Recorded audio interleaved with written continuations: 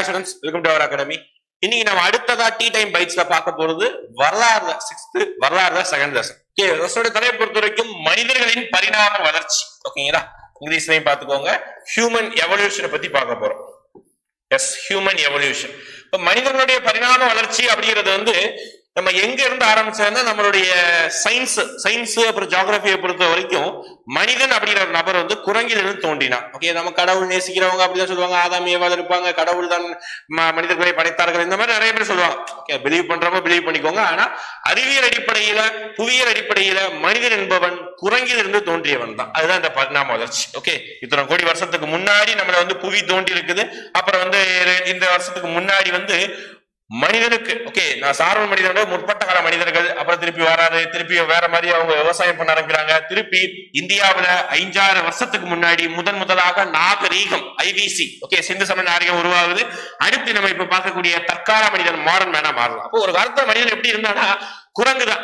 ஒரு குட்டிக்கு சிம்பன்சி குரங்குக்கு 2 குழந்தை பிறந்தது. அதுல ஒரு குழந்தை பியூர்லி குரங்கு, இன்னொரு குரங்கு தான். சரி, இன்னொரு குழந்தை தான் பாத்தீங்கன்னா மனிதனும் குரங்கும் கலந்த ஒரு குழந்தையா பிறந்தது. அதுக்கப்புறம் தான் அது அப்படியே படிப்படியா இவ்வளவுக்கு மாறி இருக்கு. ஓகேங்களா, ரைட். இதுதான் மனித பரிமாண வளர்ச்சி பார்த்தோம். அடுத்து முக்கியமான டூ யூ நோ பாக்ஸ் பார்க்கலாம். ஓகே, ஃபர்ஸ்ட் பாருங்க, மனிதர்களின் பரிணாம வளர்ச்சி அடைந்த கதையை தொல்லியல் மானுடவியல் ஆகியவற்றின் உதவியுடன் நாம் அறிவியல் நோக்கில் பயிர முடியும். ஓகேங்களா, இது சிம்பிளான ஒண்ணுதான்.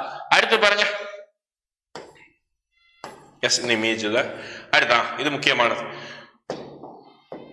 வரலாற்றுக்கு முந்தைய கால மனிதர்களை அவர்கள் பயன்படுத்திய பொருட்களையும் பற்றி படிப்பது தொல்லியல் என்று அழைக்கப்படுகிறது. ஓகே, வரலாற்றுக்கு முந்தைய கால மனிதர்களையும் அவர்களை பற்றி பொருட்களை பயன்படுத்திய பொருட்களை பற்றி படிக்கக்கூடிய படிப்புக்கு பேர் என்னது? தொல்லியல், ஆர்கியாலஜி நம்ம அப்படி சொல்றோம். ஓகேங்களா, அடுத்து இங்க வந்தீங்கன்னா குகையில் வாழ கற்றுக்கொண்ட முக்கியமான ஒண்ணு. ஓகே, குகையில் வாழ கற்றுக்கொண்ட குரோமேக்னான்ஸ் மனிதர்கள் பிரான்ஸ்ல லாஸ்காஸ் என்ற இடத்தில் குகைகளில் வாழ்ந்ததற்கான தொல்லியல் ஆதாரம் கிடைத்தன.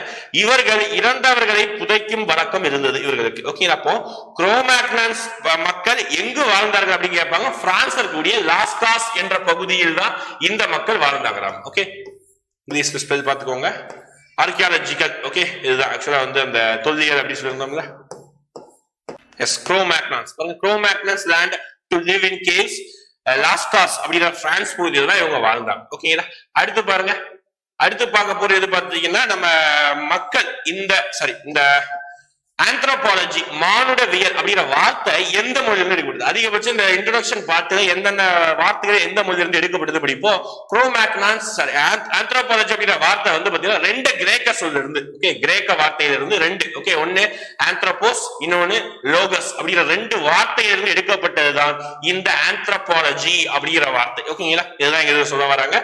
அடுத்து முக்கியமானது அடுத்து ஒன்று பார்க்கணும். இதுதான் ஆக்சுவலா இந்த படம். அதாவது மனிதனுடைய பரிமாண வளர்ச்சிங்கிறது வந்து வேற ஒரு பேர் சொல்லுவோம். Homo erectus, homo sapiens, Cro-Magnons, இந்த மாதிரி நியாண்டர்தல் சொல்லிட்டு மனிதனுடைய பரிணாம வளர்ச்சி ஒவ்வொரு பேர் சொல்லி அழைப்பாங்க. ஒரு ஆதி காலத்துல உலகமே நம்புறது ஆப்பிரிக்கா கண்டத்துல தான் ஆக்சுவலா வந்து மனிதர் உருவாங்கன்னா அங்கிருந்து உருவாகிதான் நிறைய பறந்து வெளியே போயிட்டாங்க. பாருங்க, 2 லட்சம் வருஷத்துக்கு முன்னாடி அப்படியே வராங்க.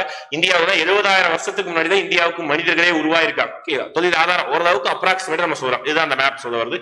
அடுத்து பாருங்க, இதுதான் முக்கியமானது. இதுல இருந்து கொஸ்டின் அதிகமா எதிர்பார்க்கணும். ஓகே, அதாவது மனிதர்கள் அவர்களது வாழ்விடங்கள் ஆஸ்ட்ரோலோபித்திஸ் எங்க வாழ்ந்தாங்க அப்படின்னா கிழக்கு ஆப்பிரிக்கால வாழ்ந்தாங்க. ஹோமோ ஹெபிலிஸ் எங்க வாழ்ந்தாங்க? தென் ஆப்பிரிக்கால வாழ்ந்தாங்க. ஹோமோ எரக்டஸ் எங்க வாழ்ந்தாங்க? ஆப்பிரிக்கா மற்றும் ஆசியா, நம்ம ஊர்கள். ஓகே, நியாண்டர்தல் எங்க அப்படின்னா ஐரோப்பா மற்றும் ஆசியா. அடுத்து குரோமேக்னான்ஸ் பிரான்ஸ்ல மட்டும். பிங்க் மனிதர்கள் சீன மனிதர்கள் பாத்துருக்கீங்க, கட்டையாகவும் மூக்கு சப்பையாகவும் வெள்ளையா இருக்காங்கல்ல, அவங்க வந்து பாத்தீங்கன்னா பிங்க் மனிதர்கள் சொல்றாங்க சீனாவிலையும். ஹோமோ செபியன்ஸ் ஓகே இப்ப இருக்கக்கூடிய தற்கால மனிதர்கள் தான் ஹோமோ செபியன்ஸ் சொல்றாங்க ஆப்பிரிக்காவிலையும். ஹைடர் பார்க் அப்படிங்கிற மனிதர்கள் வந்து லண்டன்லயே வாழ்ந்தாங்க. இது ரொம்ப முக்கியமான ஒண்ணு. இதுல எந்தெந்த மனித வகைகள் எங்கெங்க வாழ்ந்தாங்க அப்படிங்கிறது முக்கியம். அது ஆசிய கண்டத்துல யார் வாழ்ந்தாங்க நோட் பண்ணி வச்சுக்கோங்க, கேட்பதற்கான வாய்ப்புகள் அதிகம். இதுதான் மனிதனுடைய பரிமாண வளர்ச்சி. அப்புறம் இமேஜ் எல்லாம் காமிச்சிடும் எப்படி முதல் இருந்தா. குருவா வேட்டையாட ஆரம்பிச்சான், அப்புறம் குழி தோண்டி வேட்டையாட ஆரம்பிச்சான். ஓகே, ஃபர்ஸ்ட் எல்லாம் நான்வெஜ் தான், பியூர் எல்லாத்தையும் நான்வெஜ் சாப்பிடுறாங்க. ஓகேவா, அடுத்து பாருங்க, அதுக்கப்புறம் வந்து பட்டை தீட்டி வந்து கல்லை உருவாக்குறான். அப்புறம் எதர்ச்சியா சிக்கி முக்கியாத உரசு போறது, அவனுக்கு என்ன வருது அந்த என்ன சொல்றது நெருப்புங்கிற ஒரு விஷயம் கண்டுபிடிக்கிறான். ஓகேங்களா, அப்புறம் கல்லாலான ஆயுதங்கள்லாம் இப்படிதான் இருக்கும். எல்லாமே கல்லு, இரும்புன்னு நினைச்சிடக்கூடாது. எல்லாமே கல்ல இன்னொரு கல்லாம் செதுக்கி இந்த ஷேப்ல வச்சுக்குவோம். அதுதான் பாருங்க. அப்புறம் மரத்துல வந்து வேகமா சுத்தும் பொழுது அந்த ஓட்டை விடுறது, இந்த மாதிரி அவனுக்கு என்ன தோணுதோ என்ன விஷயம் இருக்குதோ எல்லாமே அவன் செஞ்சிருக்காங்க. ஓகேங்களா, பாருங்க, இது ரொம்ப முக்கியமானது. கேள்வி கேட்டிருக்காங்கப்பா. ஓகே, தீப்பெட்டியை பயன்படுத்தாமல் நெருப்பை உருவாக்கும் பழக்கம் இன்றும் தமிழ்நாட்டில் நீலகிரி மாவட்டத்தில் சில கிராமங்களில் இன்றைக்கும் இருக்கு. தீப்பெட்டி பயன்படுத்தாம 2 கல்ல உரசி நெருப்பு உருவாக்குறது. ஓகேங்களா, முக்கியமானது நீலகிரி மாவட்டம்.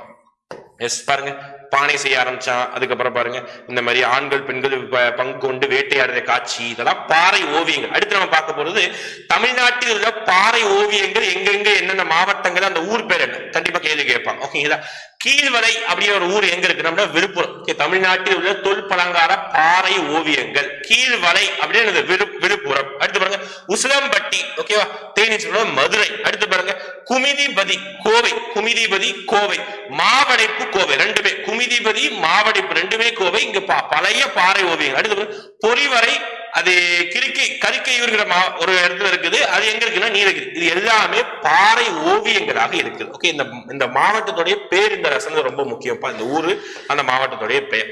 ஓகேவா, அப்புறம் ஃபிஷ் பிடிக்க ஆரம்பிச்சாங்க. இதுதான் மனிதனுடைய மொத்த பரிமாண வளர்ச்சியா நம்ம பார்க்கணும். ஓகேங்களா, அப்ப இந்த மொத்தமா இந்த ரசனை மனிதனுடைய பரிமாண வளர்ச்சி, அந்த மானுடவியல் ஆந்த்ரோபாலஜி அப்படிங்கிற வார்த்தை எங்கிருந்து வந்தது, இந்த மாதிரி எல்லா விஷயங்களும் நம்ம பார்த்திருக்கோம். பாறை ஓவியங்கள் சின்னதா ஒரு 10 மினிட்ஸ்க்கு நம்ம பார்த்துருக்கோம். ஓகேங்களா, தேங்க்யூ.